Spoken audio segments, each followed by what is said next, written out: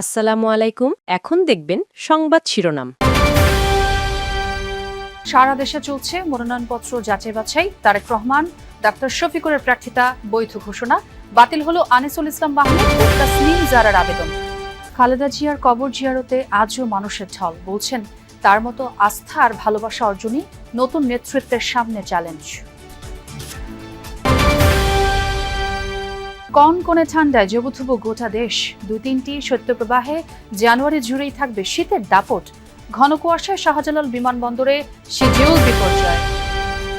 পর্দা উঠল ঢাকা আন্তর্জাতিক বাণিজ্য মেলার। টিকিটিং ব্যবস্থার পাশাপাশি চলবে শাটল বাস। সব ধরনের পলিথিন ব্যাগের ব্যবহার নিষিদ্ধ।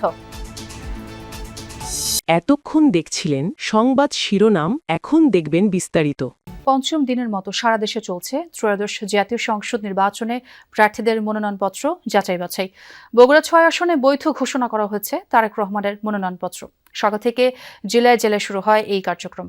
বগুড়া ৬ আসনে বিএনপির ভারপ্রাপ্ত চেয়ারম্যান তারেক রহমান ও জামায়াত প্রার্থীর মনোনয়নপত্র বৈধ ঘোষণা করা হয়, আর বাতিল হয় ৩ জনের প্রার্থিতা। এছাড়া বেগম খালেদা জিয়ার মৃত্যুতে বগুড়া ৭ আসনে তার মনোনয়ন কার্যক্রম সমাপ্ত ঘোষণা করা হয়।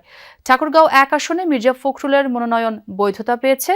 চট্টগ্রাম ৬ আসনে বৈধ ঘোষণা করা হয় বিএনপি প্রার্থী গিয়াসউদ্দিন কাদের চৌধুরী ও গোলাম আকবর খন্দকারের মনোনয়ন। সাতক্ষীরা ১ আসনে কাগজপত্রের ত্রুটি থাকায় স্থগিত করা হয় বিএনপি ও ইসলামী আন্দোলনের প্রার্থীর মনোনয়নপত্র। তবে তারা প্রত্যেকেই আপিল কার্যক্রমে অংশ নিতে পারবেন। এদিকে ঢাকা ৬ আসনে বিএনপি মনোনীত প্রার্থী ইশরাক হোসেন সহ ৫ জনের মনোনয়ন বৈধ ঘোষণা করেছে ইসি। বাকিরা হলেন বিএনপির নবিউল্লাহ নবী, জামায়াত ইসলামীর আব্দুল মান্নান এবং এনসিপির এস.এম. শাহরিয়ার।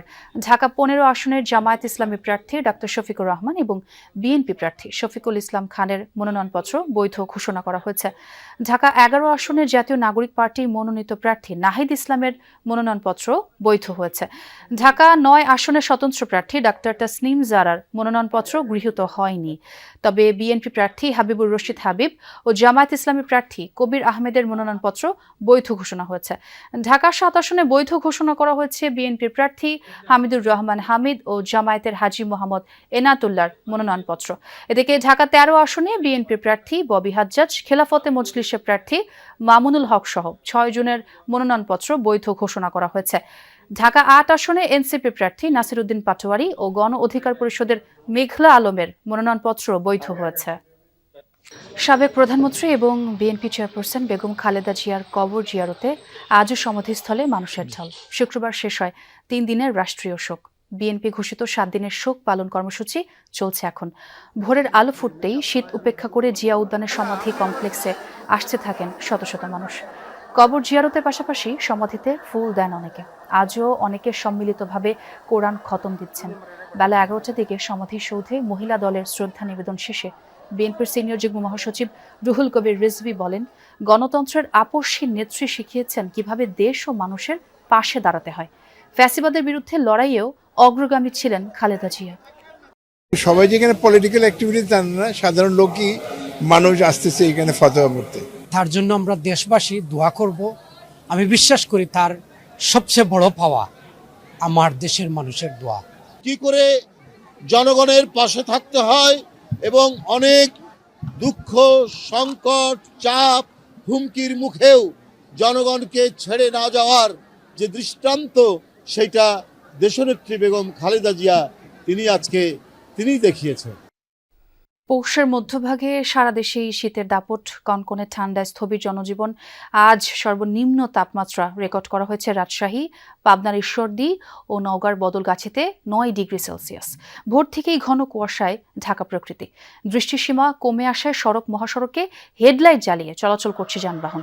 তীব্র শীতে জরুরি প্রয়োজন ছাড়া বের হচ্ছেন না মানুষ। বিপাকে পড়েছেন খেটে খাওয়া মানুষ। গরম কাপড়ের অভাবে কষ্টে দিন কাটছে দরিদ্র ও ছিন্নমূল মানুষের। সরকারি ও বেসরকারি উদ্যোগে শীতবস্ত্র বিতরণ করা হলেও তা অপর্যাপ্ত। শীতের সাথে পাল্লা দিয়ে বাড়ছে ঠান্ডাজনিত রোগের প্রকোপও। আক্রান্তদের বেশিরভাগই শিশু ও বয়স্ক। ঘন কুয়াশায় প্রধান 2 নৌ রুটে ফেরি চলাচল ব্যাহত। 4-5 দিন ধরে প্রচন্ড রকমের ঠান্ডা, ঘন কুয়াশা, অন্তনে দেখেছি কি মেল বাতাসের কারণে জনজীবন স্থবির হয়ে পড়েছে। শীতের ভিতরে তো কাজ কাম করা যায় না, আমাগো সমস্যা হয়, গরিব মানুষ। নৌকাতুন ভাই তো এই শীতকালে দিন কষ্ট কইরা, কিন্তু আমরা শীতে খুব কষ্ট হইতে আছে বুঝলেন। যমুনা নদীর তীর ঘেঁষে গড়ে ওঠা মূলত এই সিরাজগঞ্জ জেলাটি মূলত সকাল থেকেই আমরা দেখেছি যে প্রচণ্ড ঘন কুয়াশায় কিন্তু আসলে ঢাকা ছিল এই জেলাটি। বেলা বাড়ার সাথে সাথে একটু রোদের দেখা মেলে, তারপর একটু ঘন কুয়াশা কেটে গেলেও শীতের তীব্রতা কিন্তু প্রচণ্ড রয়েছে, যে কারণে কিন্তু আসলে এই অঞ্চলে খেটে খাওয়া মানুষ যারা তারা কিন্তু একদম কেউ ঘর থেকে বেরোতে পারছে না। দেখতে পারবেন পুরো জমি এলাকার যেগুলো রয়েছে, অর্থাৎ ফসলি জমিগুলো রয়েছে, সবই কিন্তু আসলে ফাঁকা রয়েছে। কিন্তু এখানকার আজকে কৃষকরা যে সকালে ভোরে কাজে আসবে, তারা কিন্তু শীতের জন্য মূলত কাজে আসতে পারছে না। একই সাথে পাশেই কিন্তু যমুনা নদী, সেই নদীতেও আসলে খেটে খাওয়া মানুষ যারা রয়েছেন তারা কিন্তু নদীতে আসবেন, নদীতে এসে যে তাদের যে মাছ ধরা থেকে শুরু করে অন্যান্য যে কাজগুলো রয়েছেন সেটি কিন্তু আসলে তারা মূলত করতে পারছে না। একটি মাত্র কারণ, সেটি হচ্ছে প্রচণ্ড শীত। এই শীতের মধ্যে কিন্তু আসলে এই খেটে খাওয়া অসহায় মানুষ, যারা দরিদ্র মানুষ রয়েছেন, তারা কিন্তু কোনো কাজে আসছে যোগ দিতে পারছে। পর্দা উঠেছে ঢাকা আন্তর্জাতিক বাণিজ্য মেলার 30তম আসরের উদ্বোধন করেন বাণিজ্য উপদেষ্টা শেখ বশিরউদ্দিন। অংশ নেন শীর্ষস্থানীয় ব্যবসায়ী নেতারাও। পেপার ও প্যাকেজিং শিল্পকে 2026 সালের বর্ষপণ্য ঘোষণা করা হয়েছে। বাণিজ্য মন্ত্রণালয় এবং ইপিবির যৌথ উদ্যোগে চলবে মাসব্যাপী এই আয়োজন। মেলায় টিকিটিং এর ব্যবস্থা করা হয়েছে। লেআউট প্ল্যান অনুযায়ী বিভিন্ন ক্যাটাগরির 324টি প্যাভিলিয়ন ও স্টল বরাদ্দ দেওয়া হয়েছে। পলিথিন ব্যাগ এবং সিঙ্গেল ইউজ প্লাস্টিক ব্যবহার নিষিদ্ধ করা হয়েছে এইবার। বিকল্প হিসেবে হ্রাসকৃত মূল্যে শপিং ব্যাগ সরবরাহ করা হবে। আর দর্শনার্থীদের যাতায়াতের সুবিধার্থে কুড়িল বিশ্ব রোড, ফার্মগেট, নারায়ণগঞ্জ ও নরসিংদী থেকে প্রতিদিন সকাল 8টা থেকে বাণিজ্য মেলার উদ্দেশ্যে বিআরটিসির 200টিরও বেশি শাটল বাস চলবে।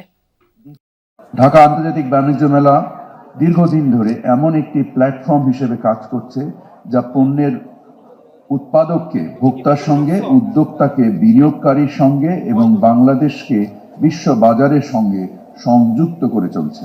এই মেলায় অংশগ্রহণের মাধ্যমে নতুন বাজার সম্পর্কে ধারণা লাভ, আন্তর্জাতিক মান ও প্রযুক্তির সঙ্গে পরিচিতি এবং পণ্য উন্নয়নের সুযোগ পাবেন। আমি আশা করি উদ্যোক্তাদের সক্রিয় অংশগ্রহণ বাণিজ্য মেলাকে সফল করে তুলবে। আন্তর্জাতিক প্রসঙ্গ। যুক্তরাষ্ট্রের সাথে সামরিক উত্তেজনার মাঝেই ভেনেজুয়েলার রাজধানী কারাকাসে একাধিক বিস্ফোরণের খবর পাওয়া গেছে। আন্তর্জাতিক বিভিন্ন গণমাধ্যম জানায় শনিবার ভোরের দিকে কারাকাসের অন্তত 7টি স্থানে হয়েছে বিস্ফোরণ। এ সময় বেশ নিচু দিয়ে উঠতে দেখা যায় কয়েকটি হেলিকপ্টারকে।